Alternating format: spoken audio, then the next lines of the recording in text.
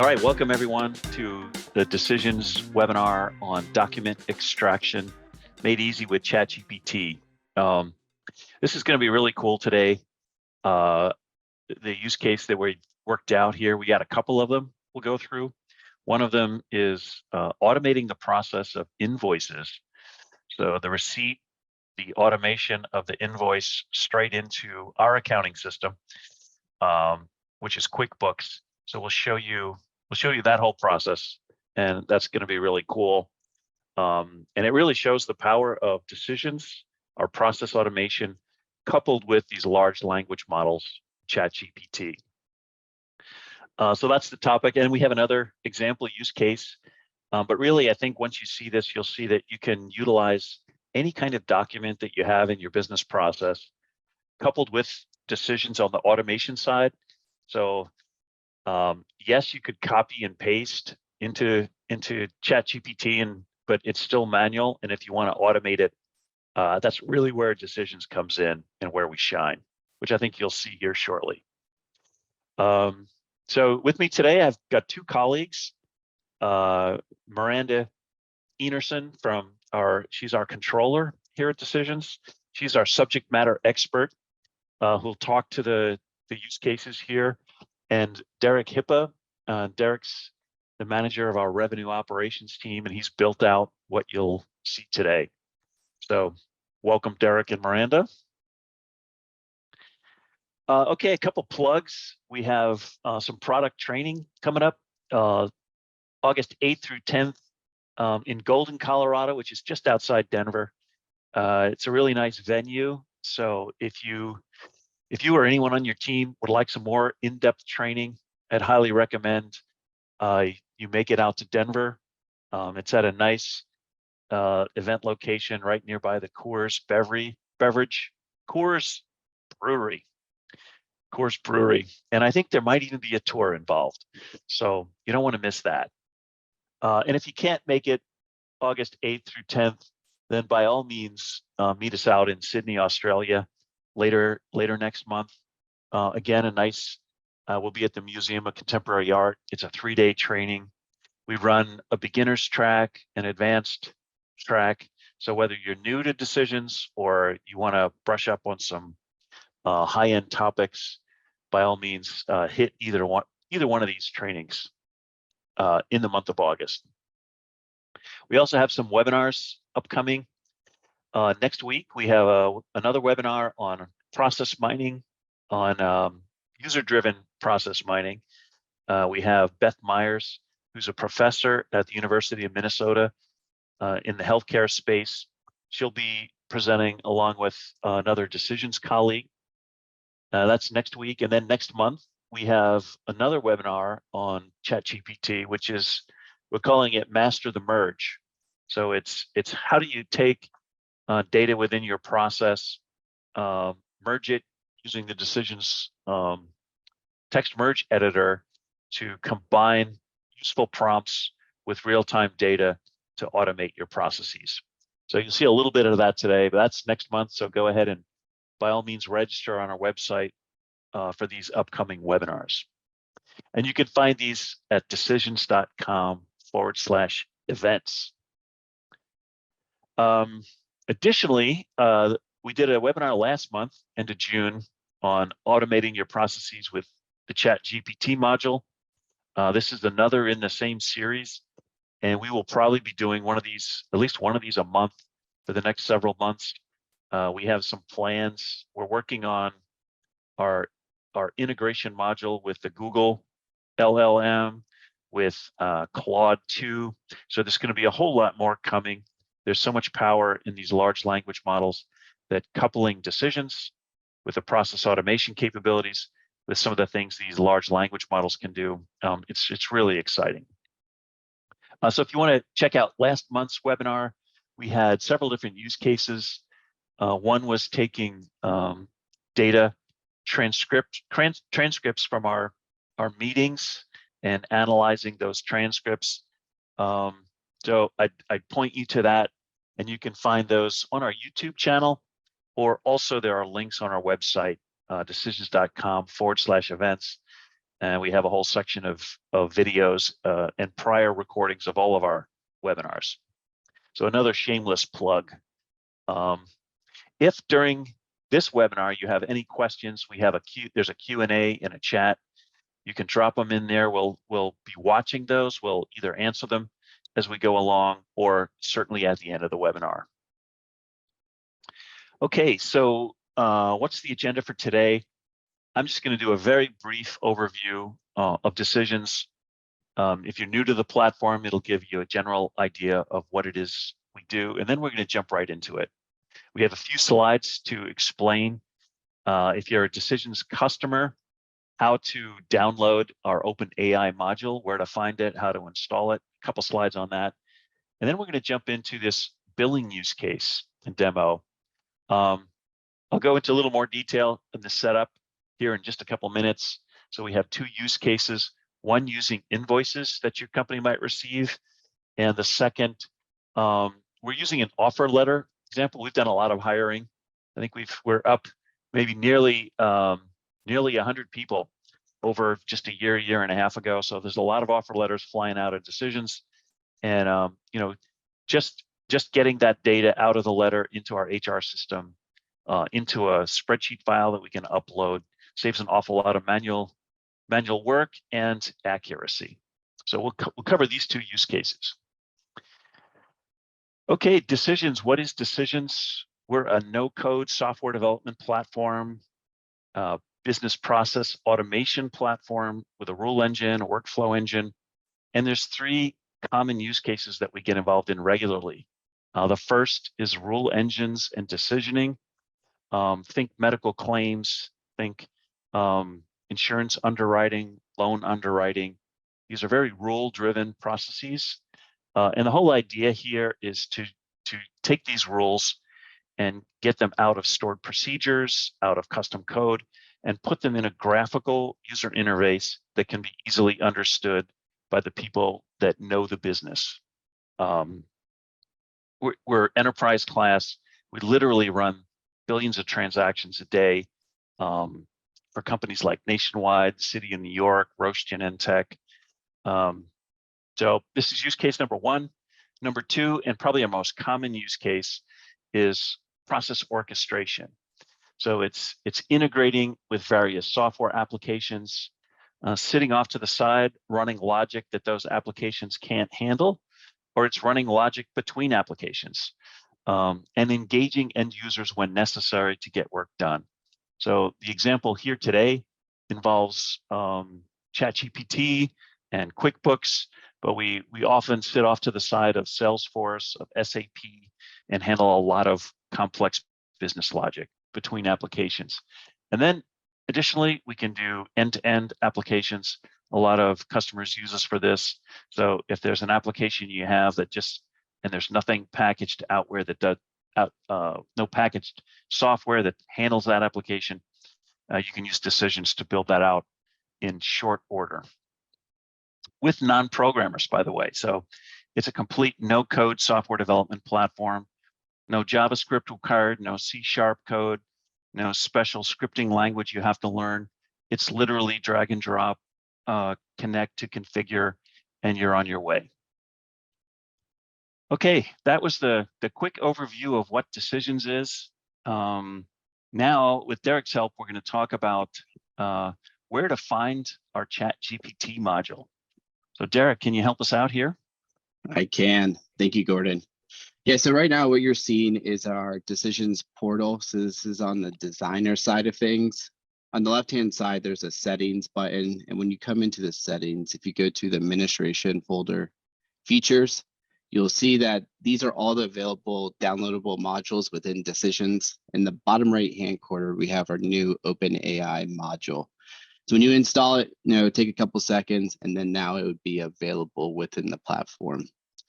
After you install it, you would have to kind of backtrack a little bit, go to settings, and then there would be an OpenAI settings folder. So once you edit this, it's asking for you to put in your API key. So this is your ChatGPT API key. There's a URL that tells you how to actually access this information. You would log into ChatGPT. If you don't have an account, you could sign up and then you get a couple free credits with it. But you would create a new secret key here, copy that information, and then paste it directly into decisions. And now all the steps will be available to be used. So what you see here is actually our workflow designer. So, after you get all the settings configured, you would create a new workflow, and then we have a couple steps available with the module. Under integration, open AI, this is where all of the ChatGPT steps are actually going to live. In this example, we have something called create chat completion. This is typically what you see when you actually log into ChatGPT online. On the right-hand side, there's a couple settings here. You're able to choose ChatGPT model. So there's 3.5, but there's also ChatGPT 4. If you ever need to, you could override that API key in the top. So you could copy and paste it directly in there. There's a couple use cases that do that. Two options on the input. One is the message, which is the prompt that you provide ChatGPT. And then second is the option to clear the conversation. So if you ever wanted to continue a conversation within our workflow, you have the ability to do so. So this is on 8.12 version of decisions. Our newest release is getting ready to come out, 8.13. They're going to do continue updates to this module. So there'll be some more things to expect in the future. And then quick overview right here. These are the steps that are currently available in 8.12. So again, you have the create chat completion, which is typically what you see online. There's a couple other things, but if you ever were going to fine tune a model, like you have the ability to do so within decisions by using the steps on the right-hand side. So they all have different use cases, but typically everything is available while downloading this module within decisions. All right. Thanks, Derek. So what we'll do is set the table here on what we're doing with this use case, and then we'll jump back to Derek, who will show us a live demo of utilizing ChatGPT. So Miranda, why don't you take us through some of the the payables process when a company gets an invoice and some of the problems and issues associated with that.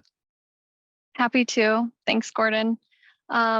So one of the inefficiencies I see in accounting teams specifically occurs in the accounts payable process around how do we take information from our supplier invoices that are sent to us and enter them timely and accurately into our accounting system. What I commonly see organizations do is set up a centralized accounts payable or invoices inbox and ask their suppliers to invoice them, send invoices to that inbox.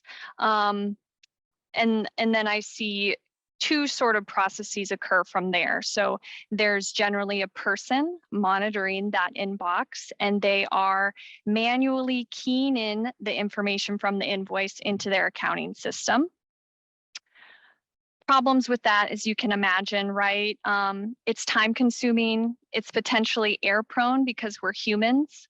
And it's really just one of those tasks that is much better suited for software. It's rules driven, it's systematic, it's discrete. There are the other part of the process I see is maybe there's been some automation where your accounting system has a bill creation feature. So QuickBooks has one. You can have your suppliers send invoices to, QuickBooks@company.com. We actually stopped using it. It seems that a lot of these bill creation features don't do well with variations in supplier invoices, so they won't populate some key fields. If bill number is called something different, they might not get all the descriptions. And they might not include a rules matrix so that you can, tell the system how these invoices should be coded. All right, thanks, Miranda. Yeah, and what we're, okay, this is just a screenshot of what a QuickBooks bill would look like. And Derek, we have a live sandbox environment. We'll show you all this in just a minute. But let me just set the table here before I turn it over to Derek. And so what Derek has done is he's set up an email inbox, or he's using his rather. And we do this at Decisions. We have an email inbox. I think it's invoices or accounts payable at decisions.com. So our suppliers send us emails with invoices. And so what we've done is Derek has put together a flow that on a scheduled job will go search that email inbox, and we'll scrape that using our OCR. So ChatGPT, right now you can't send it like a PDF or a file. So we're using internal decisions OCR. We're scraping the text out of that. We're sending it to ChatGPT, and we'll show you what that prompt looks like. And that took a little bit of work, some back and forth testing of that prompt. We get the vendor. So we're asking it for some information like who's the vendor and what are the line items, what's the total, that kind of thing. And then we've integrated with QuickBooks to take all of that and dump it into QuickBooks. So what I love about this use case is every company gets invoices. Every company could benefit.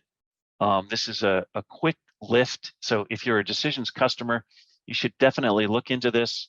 I think Derek, how much time did you spend building this out? Yeah, 2 days? it's a good question. It's a good question. Yeah, roughly 2 days. A lot of it was tinkering it after I got it into a good place. So again, it's tinkering with the prompt, making sure everything is going to QuickBooks correctly. So roughly 8 to 16 hours. Yeah, so with that, and here's an example. Here's what the prompt looks like. So again, this took a little bit of time and work, and this kind of feeds into our webinar next month, where we're showing within Decisions how you can take a prompt like this and substitute various components in here for live data, right? But in this case, we're sending it this data, asking for the vendor name, invoice number, invoice date, due date, line items, subtotals, tax, total, and we're also asking it to send us all of this back in JSON format. So this took a little work. Derek has been doing this for a bit now. We put together the prompt, and what we'll do is I'm going to turn it over to Derek, and he's going to walk through piece by piece, how this whole process runs out in Decisions. Thank you, Gordon. So I'm going to share my screen. Can you guys see this okay? Yes. All right, so this is the Decisions workflow designer. So again, we're going to be kind of talking about this whole process. Like Gordon mentioned, there's really a couple pieces to it. There's first, reading the emails within a given inbox, and then after you extract, which emails you want to process, we then run that through ChatGPT, and then we'll pass it to QuickBooks. So I'll kind of show you guys, what this email inbox looks like first, the invoices, and then we'll kind of come in here and run this live so you can see what's happening on the back end.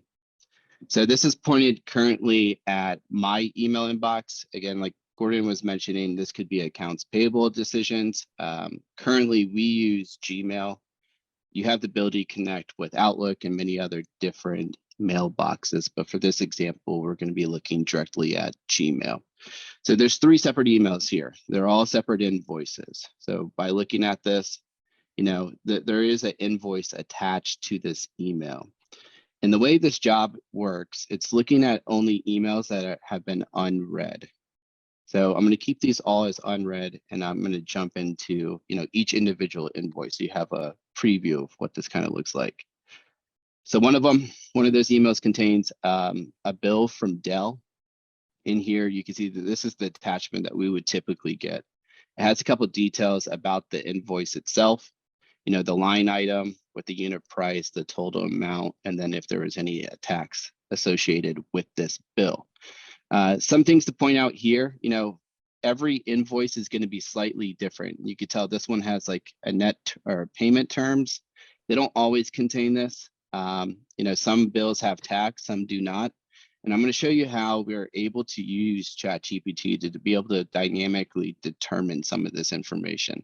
It's a good thing to point out on this bill. There's amount right here, but there's tax on this, which ups the total amount a little bit. So I'm going to come back to this and kind of show you what we were able to do in that particular use case. Going to the second one, we have another one from Workable. there's two separate line items here. You can see the total amount due. Within here, there is no payment terms. So the only thing you have really is that invoice date, due date, gives you a description about this invoice, the line items, and the total amount.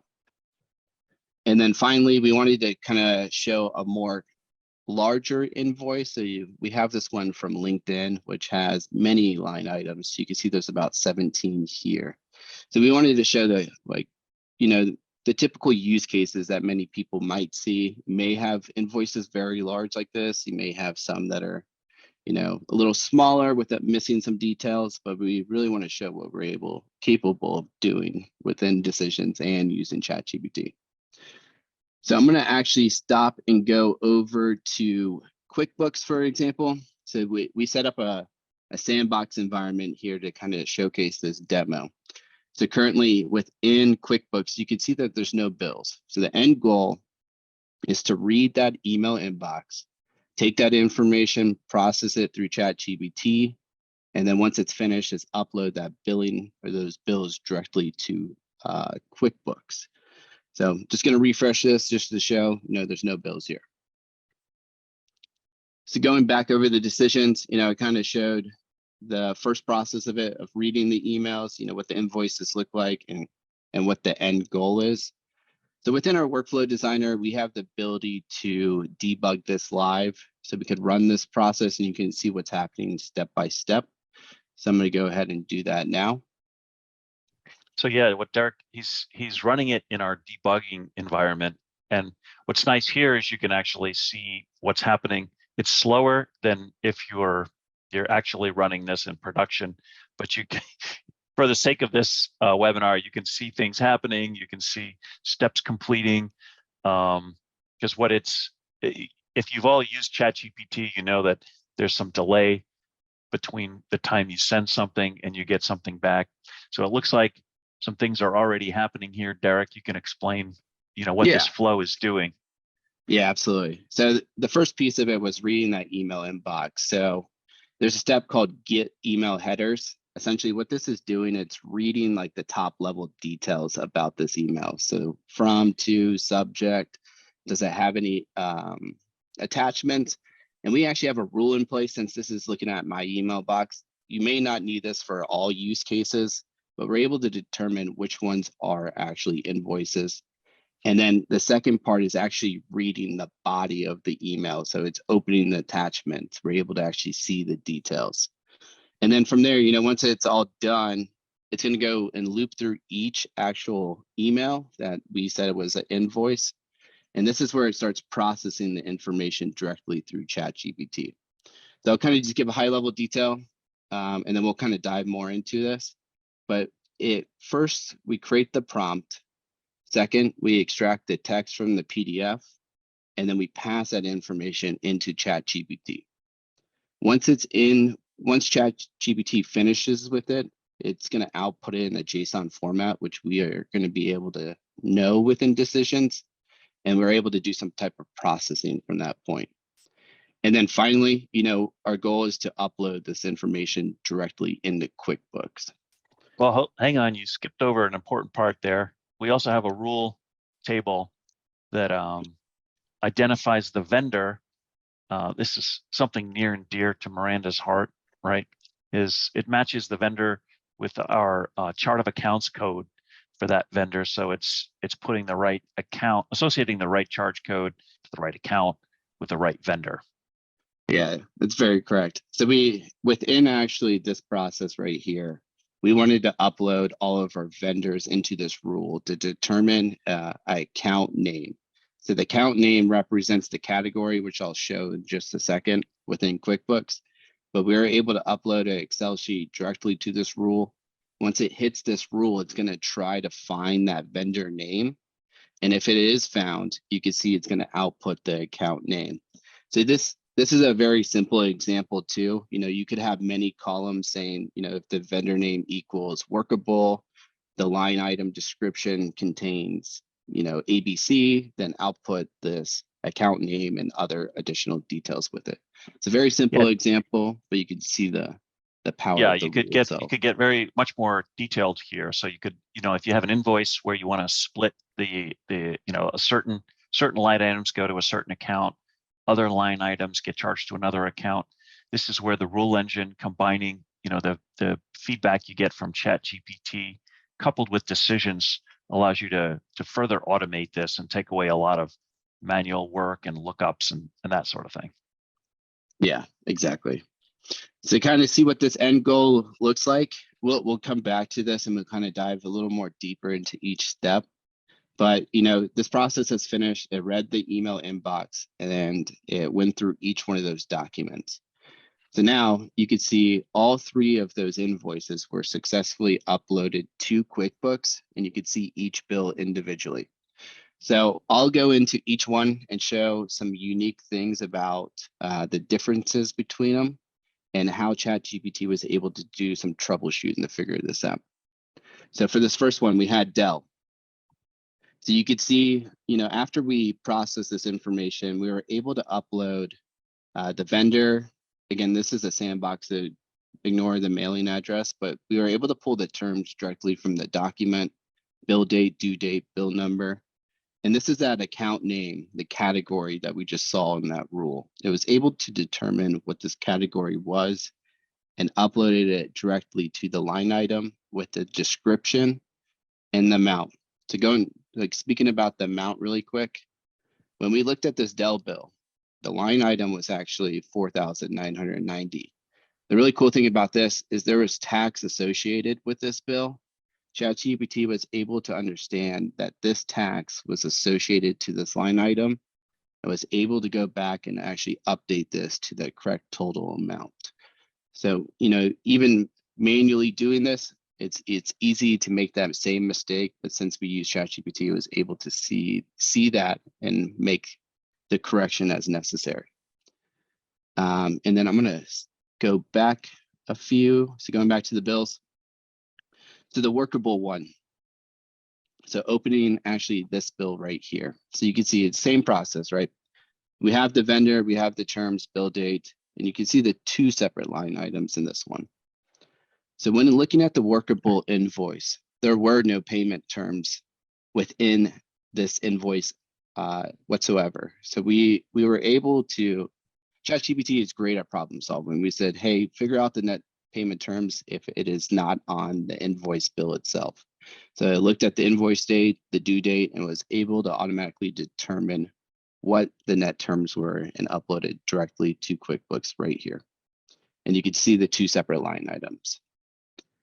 On top of that, we were able to add the document directly to the bill as well.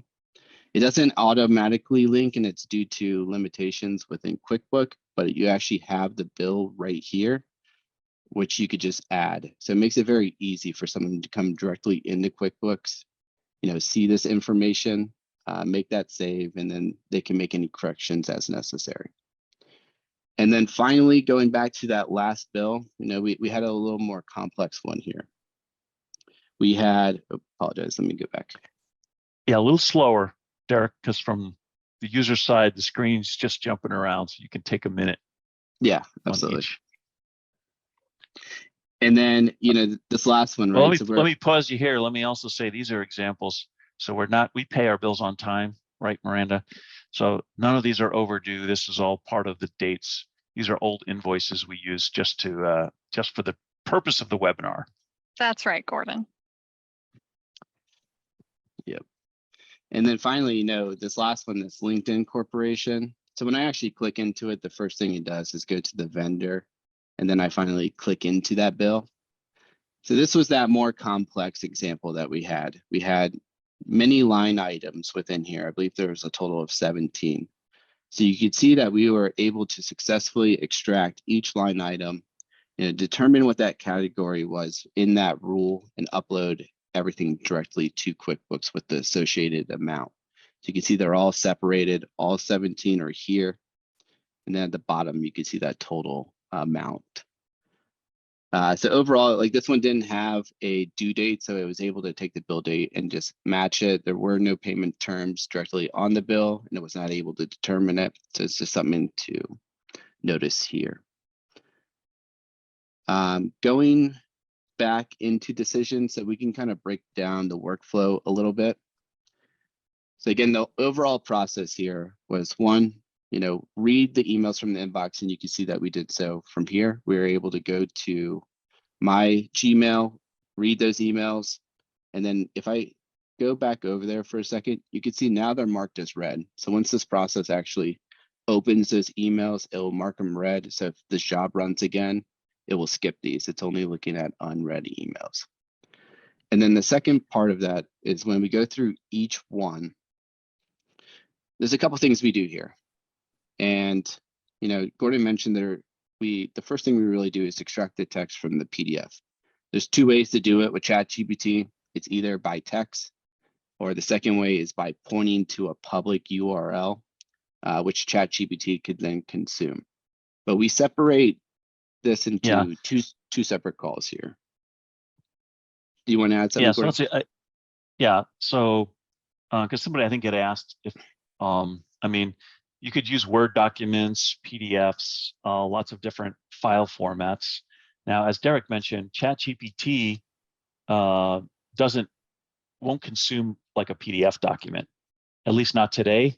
Now that said, there's another model that has recently launched called Claude 2, and they will accept files. We're waiting for our login details, so there's going to be more to follow there, and they can take files in just about any format.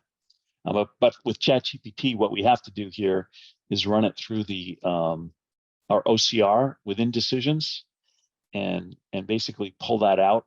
We can extract the text, and I think Derek can show you kind of what it looks like, the output right here. Yeah, that's correct. We got built-in steps that automatically do this for us. So we're able to extract all that text directly from that PDF. All we have to do is just upload it to it, and then it will output all this information. And then ChatGPT will be able to understand this really well. Yeah, so ChatGPT is basically looking at just this and figuring out those questions. So we're grabbing this PDF, extracting the text, and I think there was a question I'd seen somewhere. What if the scan isn't very good? We've done some tests with ChatGPT, and the beauty of ChatGPT is it's got context, and it does a really good job. If the OCR is like 95% or 90 or 85, it can do a pretty good job trying to figure that out, like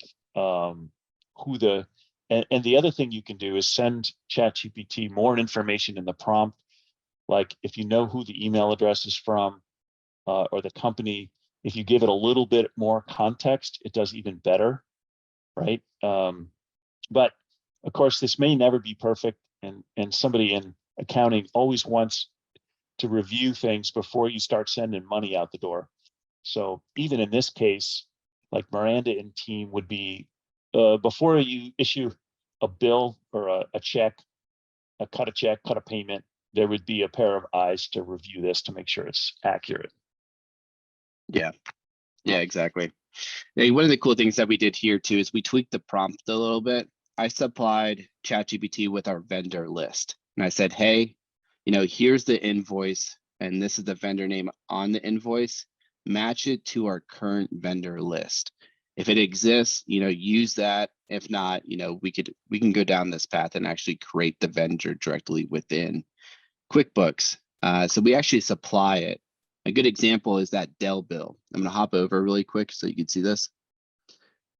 If we were to pull this directly from the invoice, it would come back as Dell Marketing L.P. But actually in QuickBooks, we have it labeled as Dell.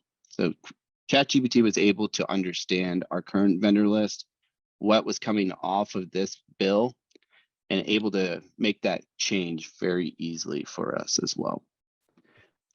Something that we did here, after doing this for a little bit, we found that if we separated these two calls for ChatGPT, we're more hyper-focused on the questions. So the first example, this get bill details. We're really just after, like the name, invoice number, the date, like the high level details. So we prompt it. And then the second part of it is we want to be hyper focused on those line items. When you kind of ask ChatGPT too many questions or too many tasks, your response is not going to be as good. So by splitting these into separate calls, you're more hyper focused, and which will give you a better output response. If anything happens too, like say that ChatGPT gives you a weird output, we have error handling to go back and try to fix that as well within this process. It's not always perfect, but if you build it in a way where it's able to handle the errors, typically everything will go pretty smoothly here. And then, that's really the piece about how we're using the ChatGPT, how we're handling the response from ChatGPT. We have the integration with QuickBooks. So once we get the vendor, we make a couple API calls back and forth. If that vendor doesn't exist, we have the ability to create it in QuickBooks within this flow as well. And then from there, we kind of build the line items for that bill so that when we input this into QuickBooks, everything will go smoothly. And then finally, this last part is where we actually create the bill. So just a couple API calls. One, we're getting the term. And then, we make this post API call where we send all that information after everything has gone through smoothly. It will create the bill associated with the vendor, add the line items, and then finally we upload that attachment. So overall, very cool process. It takes the emails, takes the invoices, runs it through ChatGPT, and then finally we'll post all that stuff directly to QuickBooks. Yeah, just a couple points here. Like this, what we're doing here with ChatGPT, this is a whole category of software. So there's companies out there that this is their whole thing. And, a lot of it, you have to pre-program, tell it what an invoice from this vendor looks like, that vendor looks like. Some of them have enabled AI.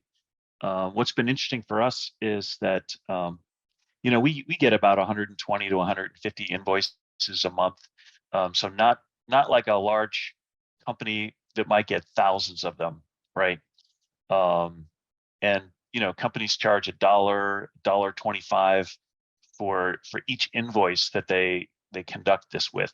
But if you already have decisions, we plan to turn this live in the next week or two, even on our own. So we'll do a follow-up in a couple months to let you know what we've learned, and we also plan to make this available. So I know there was a question.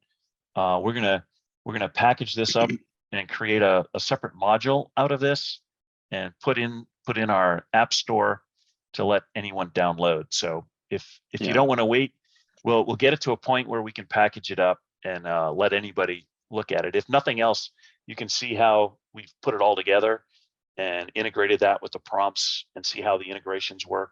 I know there was a question, how are integrations done with Gmail and QuickBooks? Maybe Derek, you could just jump and show that here shortly, like how our Gmail integration works. Yeah, so there's a couple of things. Someone asked, like, how do you have to run this manually? No, we could actually put this on a scheduled job. So it's, it could run every 5 minutes where it's constantly reading that email inbox. But within decisions, to connect to a inbox, we actually have steps in here that are called IMAP or POP. So this is pretty normal for any email inbox. So what I'm doing is actually trying to find it, but you can see we have these email IMAP and POP. So this is typically, it works for like Outlook, Gmail, really any inbox, and you're able to set up the username, the password. So it's a little bit of a process to get this up. You may have to set up an integration between whatever provider you have. Ours is Gmail, so we just had to put the server in here. And all this information is online, so you could look up whatever email server you have, and it'll be able to give you all the information you need for either IMAP or POP. That's really how we connected to the inbox itself. Did you want me to go into the QuickBooks integration? Yeah, sure. Let's take a look at that as well. Okay, let me back out just a little bit. So within QuickBooks, currently we don't have a module for it, but you're able to connect through API. So it's pretty easy to create a REST integration within Decisions. Essentially, all you have to do is give it a URL. So when you actually create the integration, it's like a few things you ask. It's like the base URL you need. So even though it's typically like sandbox.quickbooks.com, and then you kind of just have to set up a little bit of the integration details here. So if you're going to use OAuth, maybe if it's just basic, which is usually a username or password, and if there's any additional like header information you need. So once you actually create the REST service, you can now create methods. So the methods are like the separate API call. So a good example is like upload the attachment, try to query the vendor. And then what this kind of looks like, you use that base URL, and then this is typically the appended version of the rest of the URL. And it will either be, like a get, post type of method, which, either you're getting information or you're sending information to that actual provider. All right, and Derek, there was a question. How well will this work with multi-page invoices and emails with multiple invoices attached? I mean, one example we already showed was a multi-page invoice. I guess if there was multiple invoices in an email, Derek, there might be additional logic we need to add to handle that use case. Yeah, so for the most part, what's going to happen is when you in this first process, when we're reading the actual email, this piece of it is extracting all of the attachments. So it's going to add it to this list. What we're going to do is be able to loop through, all those different attachments. So for example, say there was 3 separate invoices on one email. This step alone would be able to pull all 3 of those, add it to the list, and then the process will already be able to handle it. It would just act as their different invoices, but in reality, what would happen is there might be, 3 separate bills for the same vendor within QuickBooks. So Okay, not thanks. a lot of change there. It's pretty much already able to handle that logic. Okay, here's another question for you, Derek. How do we ensure that the structure of the JSON that we get back from ChatGPT fits to the exact needs that we have? Yeah, it's a great question. So we actually define what the JSON is. I could actually show an example of it, but we have this step which is called JSON deserialize. So we already predefined what the JSON output should be. And once we get the information from ChatGPT, it will hit this step. If it does not recognize the JSON, the step itself would fail. So you can see we have error handling. And what we do from this point is say, hey, this is the format we need it in, reformat your response. And typically, if it fails, the second time it'll come back around and be able to fix itself. By putting in a little bit of error handling like this, or the second part of this, good thing to point out, I continue the conversation, I don't clear it. So it remembers what I originally passed to it, and then it's able to, make the fix. So Okay. I'm like format the string as above. Yeah, couple more questions. I'll answer this one. There was a question, what exactly is the role of ChatGPT? Is it extracting text or just processing the text extracted? And it's the latter. So in this case, Decisions is extracting the text from the PDF, and Decisions sends just the text to ChatGPT. What ChatGPT is doing is saying, this is the amount, this is the vendor, here is the line items and the amounts associated with that. So it's ChatGPT is taking the text and answering the specific questions and then structuring it in JSON to send back to us. Yeah, that's correct. There was a question. Okay, we answered yes, we can put it on a scheduled job. And then is there a way to validate the details, whether it's accurate or not? And I think in this case, here's where so a team member of Miranda's would do again, before we send out a bill, there would be somebody's, the 4I principle or 2I principle. We get somebody to look at this to make sure that it is accurate. We've been amazed at the accuracy just using our own invoices that we get from our suppliers. Again, there's a lot of companies in this space, but if you have decisions and you're doing this manually today, in short order, there's a lot of time that can be saved by implementing something like this, another use case. Okay, let's see. There was one question, do we have connectors for SendGrid or other email services? I think, Derek, you mentioned that, there's some standard connectivity standards in the industry, like what IMAP or for the email. I think all you really need to do is point it to the service. Is that right? Yeah, that's correct. There's definitely multiple different ways you could do this, but like in this example, like we have Gmail, so you can kind of see that like the server is pretty, like everyone would have the same server. The only thing you're really doing is typing in a different username or password. So these steps typically work for majority of all inboxes that have the IMAP or POP service.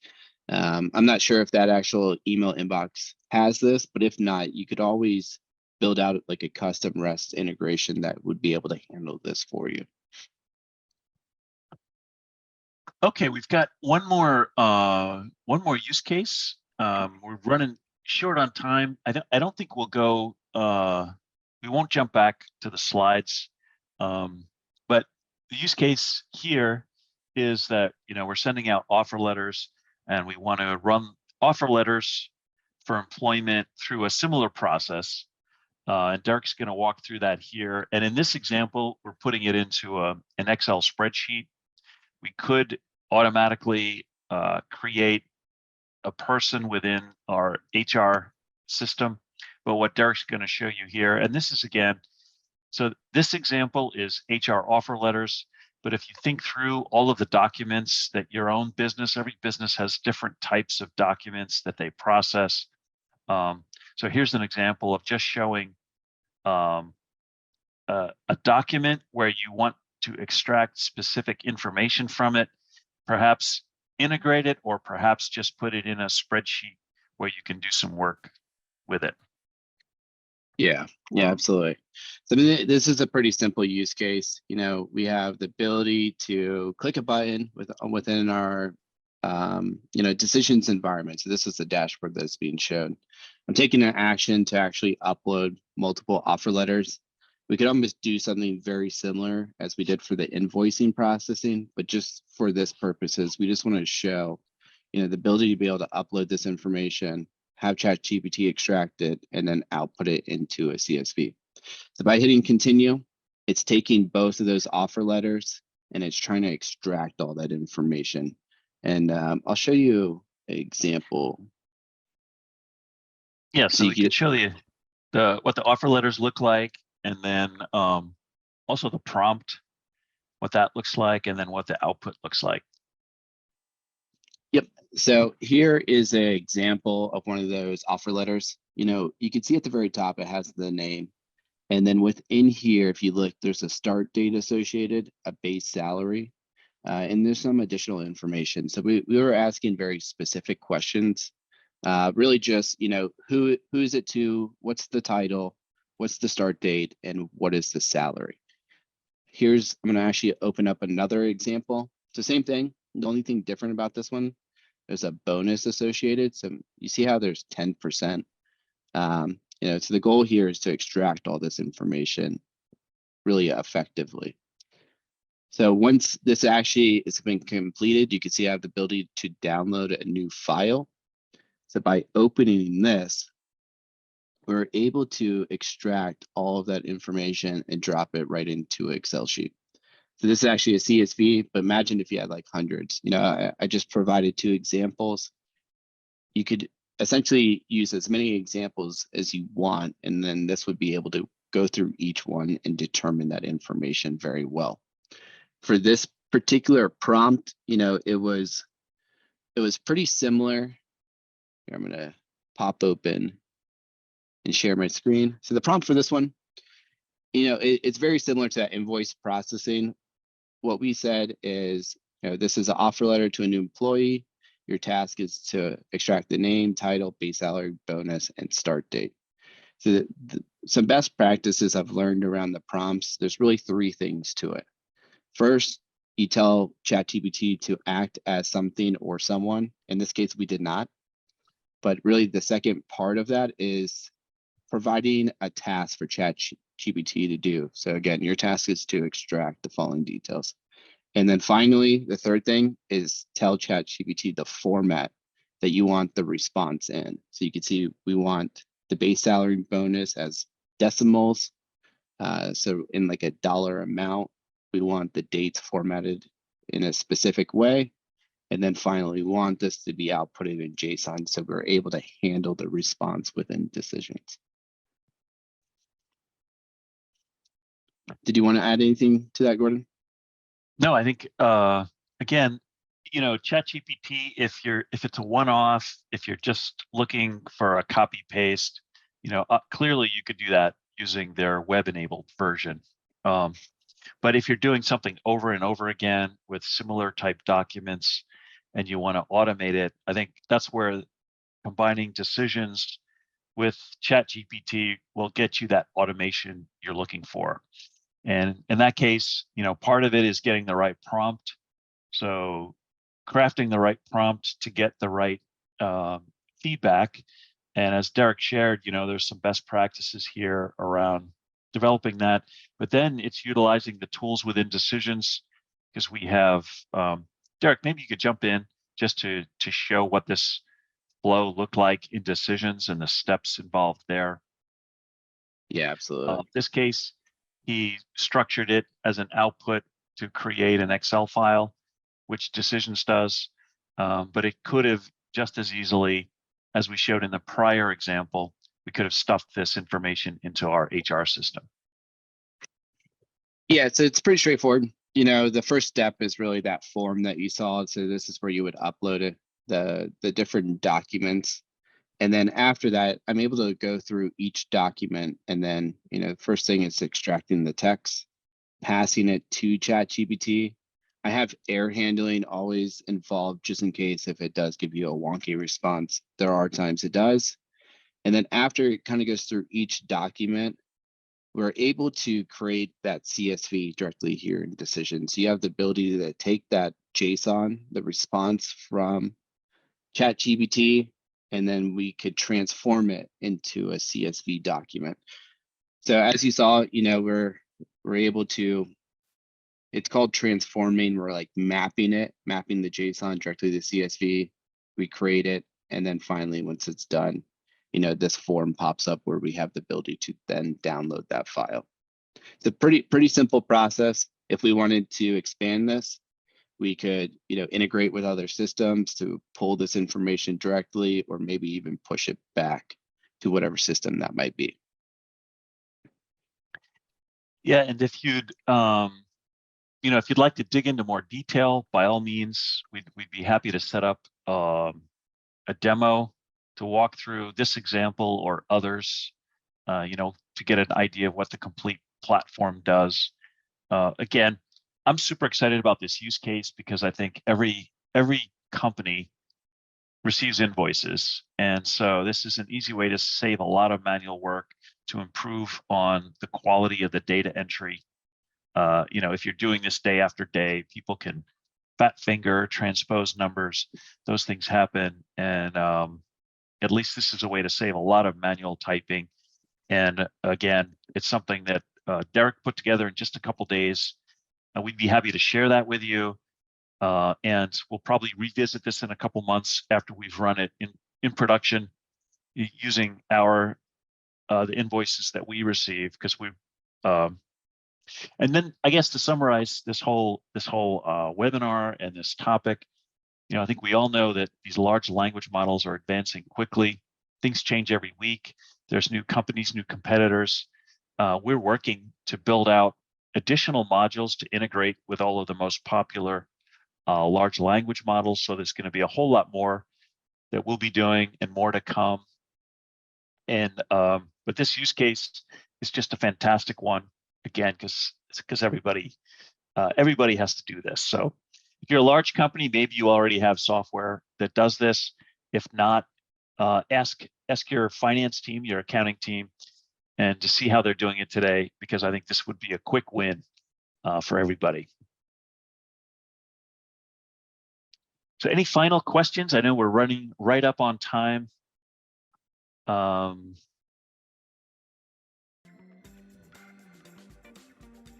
Okay. Would we provide any guidance on how best to create the prompts? This is a trial and error process. I mean, there's a lot of information out there. Even if you search Google or you actually ask ChatGPT for best practices, they'll get it back. Derek has learned a bit through, you heard some of what he shared today. This is a whole specialty, is figuring out the right prompts to get the best information back. So at this point, it's trial and error. We'd be happy to share that with you and talk through that on a demo or a separate meeting. So again, thanks everybody for attending. We're gonna, within sometime in the next week, we'll post this webinar on our website. Again, if you have more questions, would like more information, sign up for a custom demo on our website, reach out to sales@decisions.com.